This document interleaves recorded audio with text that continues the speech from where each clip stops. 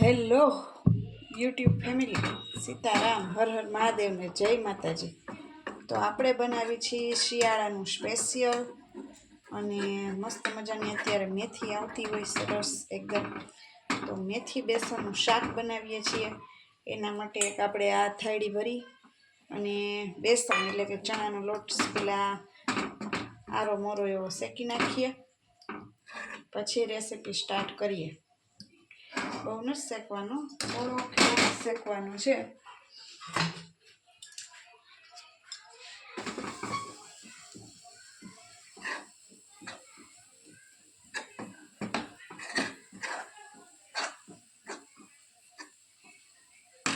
જો આ રીતની ગાંગડીઓ થવા માંડે ને એને ભાંગતું જવાનું.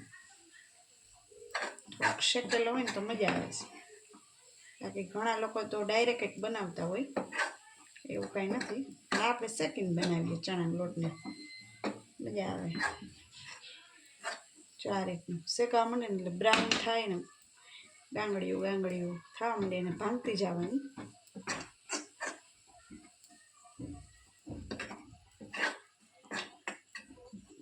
મસ્ત લોટ શેકાઈ ગયો, બ્રાઉન એવો થવા માંડ્યો જો કલર.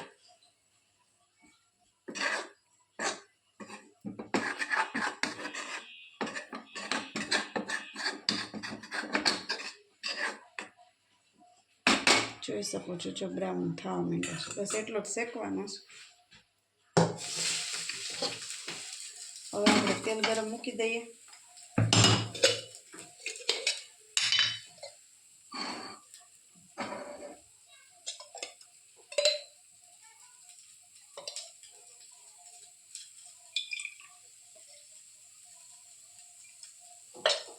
બે પાવડા જેટલું તેલ નાખ્યું છે, કેમ કે બધાને પાવડાનું માપ નાનું મોટું હોય એટલે 2 પાવડા મેં તેલ એડ કર્યું છે.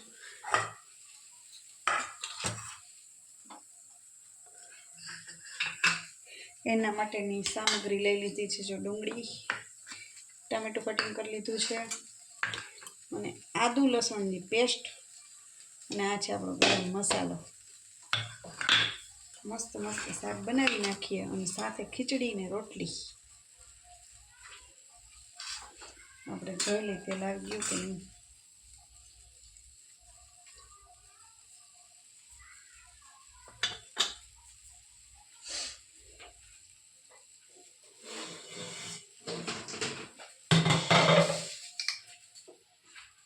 અહીં આપણી મેથી જે 2 પાણી પેલા ધોઈ જ નાખી છે, ઝીણી ઝીણી કટિંગ સમારી લીધી હતી.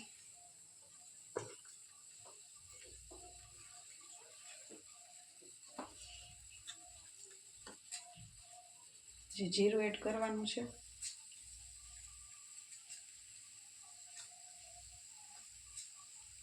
રાઈ જીરું એડ કરી દેવાનું પેલા.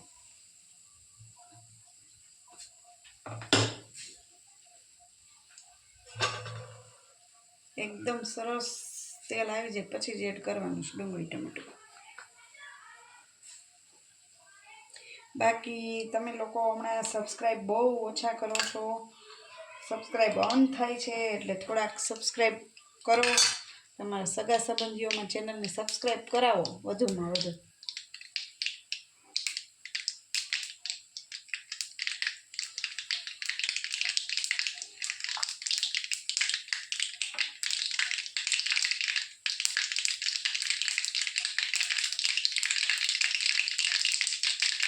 સરસ તેલ આવી ગયું આપણે.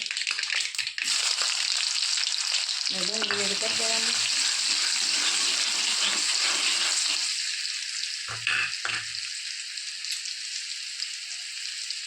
હળદર,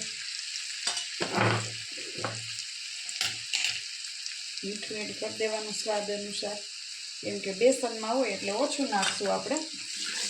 જો ડુંગળી આપણી બ્રાઉન થઈ ગઈ છે. હવે આદુ મરચાંની પેસ્ટ એડ કરી દેવાની છે. આને તમે સ્કીપે કરી શકો, ઘરમાં લસણ ડુંગળી ના ખાતા હોય તો સ્કીપ કરી શકો.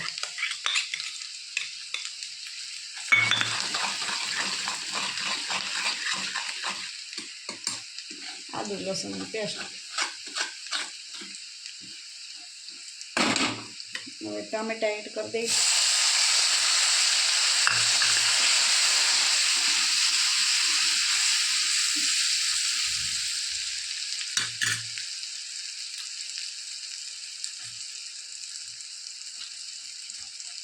કાશ્મીરી લાલ મરચું,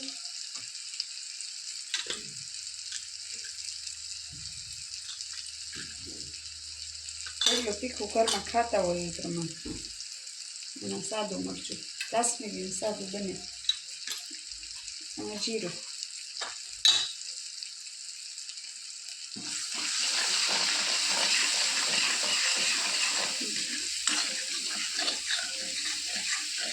હવે આ ગ્રેવી સહેજ પાકવા દેશું 2 મિનિટ.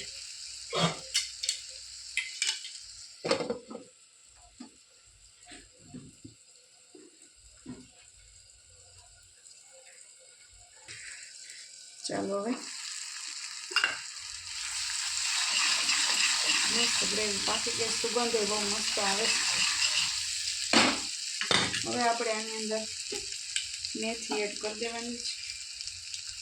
નીતારી 2 પાણીએ પહેલાં ધોઈ નાખી છે, એટલે કડવાશ નીકળી જાય વધારે પડતી.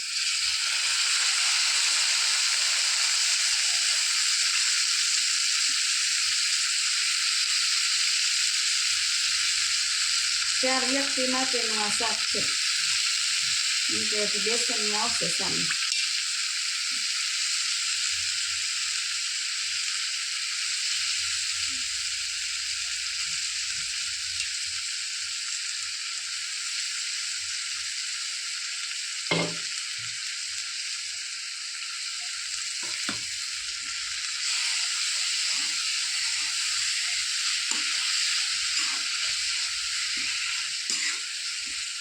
મસ્ત સ્મેલ આવે છે.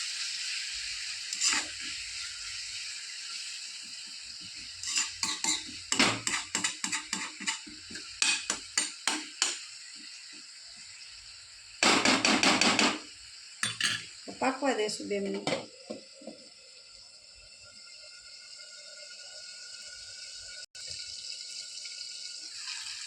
હવે થોડું પાણી એડ કરશું. જો તેલ ઉપર છૂટું પડવા માંડ્યું છે સરસ મજાનું, પાણી એડ કરી શકો, અથવા તો તમારે છાશ એડ કરવી હોય, ખાતું ખાતા હોય ઘરમાં તો છાશ એડ કરી શકો.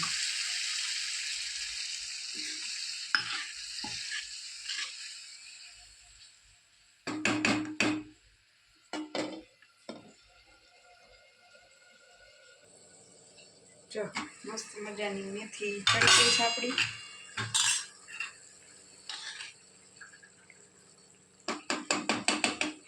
એની અંદર આપણે આ ચણાનો લોટ જે શેકેલો તો એડ કરવાનો છે.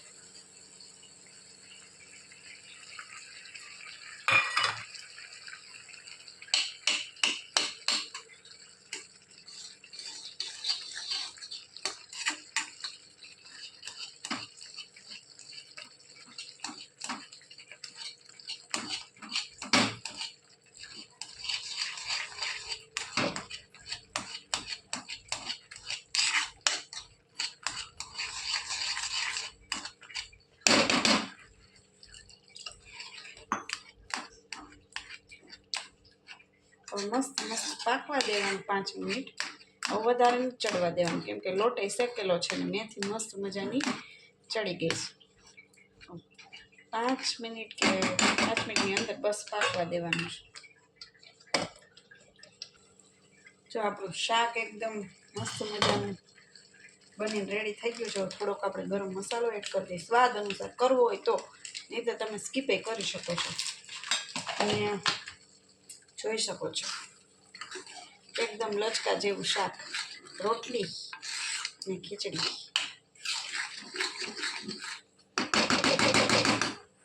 શાક બની રેડી છે. હવે કોથમરીથી નાખી કોથમરી મસ્ત મજાની.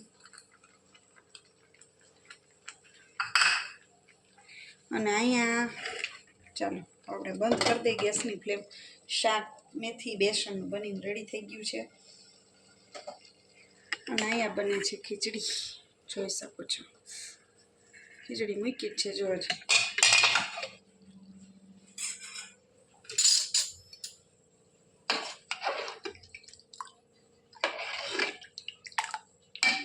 મૂકી જ છે. આ રીતની ખીચડી ખાવાની મજા આવે વાસણમાં, કુકર કરતાં.